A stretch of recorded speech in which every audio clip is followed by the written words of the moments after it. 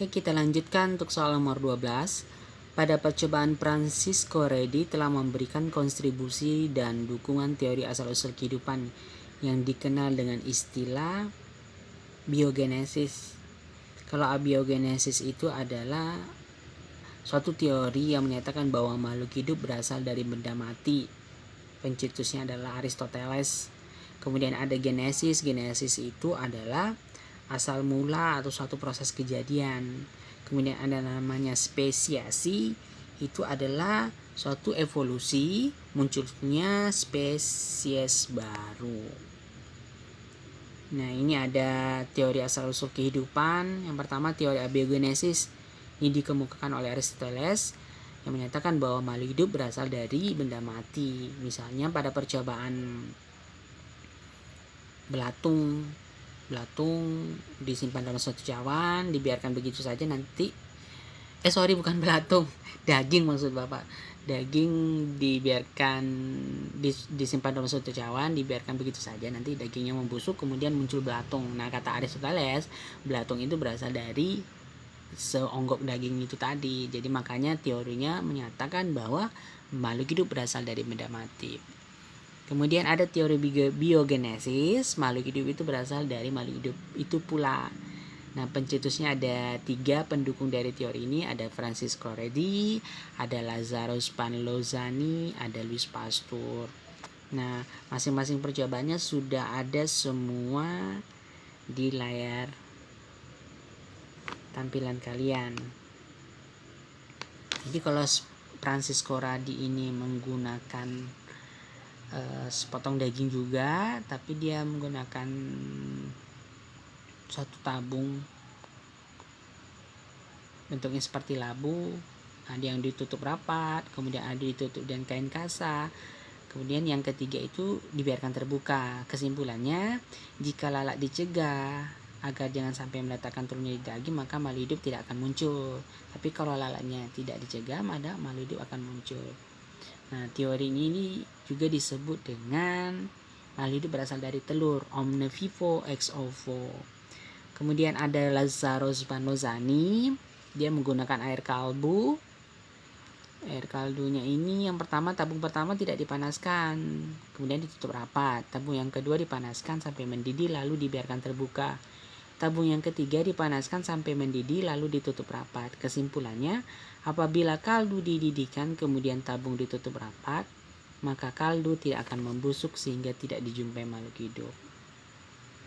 Kemudian ada percobaan Louis Pasteur yang menggunakan labu leher angsa atau berbentuk huruf S. Jadi juga menggunakan air kaldu.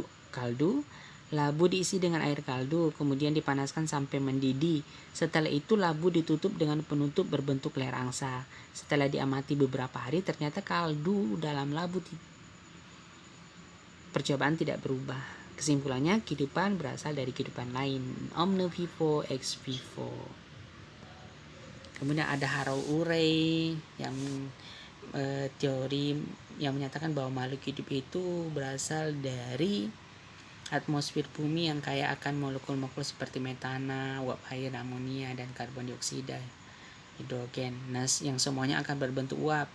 Karena adanya pengaruh radiasi sinar kiosmis serta aliran listrik halilintar, terjadilah reaksi di antara zat-zat tersebut menghasilkan zat-zat hidup. Kemudian ada Stanley Miller.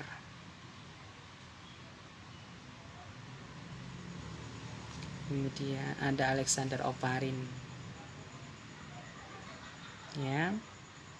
Ini cara menghafalnya Bapak sudah buatkan.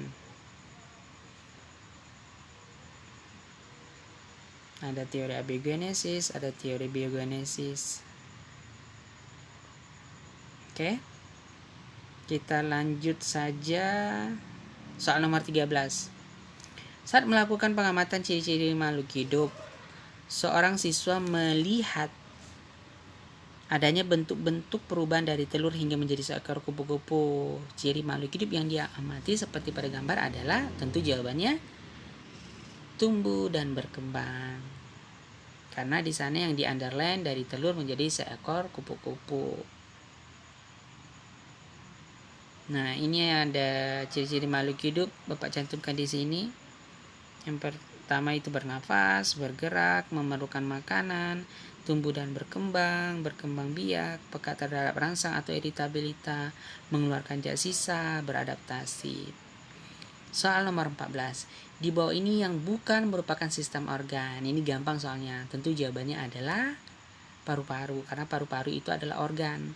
Kalau sirkulasi itu adalah sistem peredaran darah. Kalau pencernaannya sistem pencernaan makanan. Kalau saraf ya ada sistem saraf. Soal terakhir, soal nomor 15.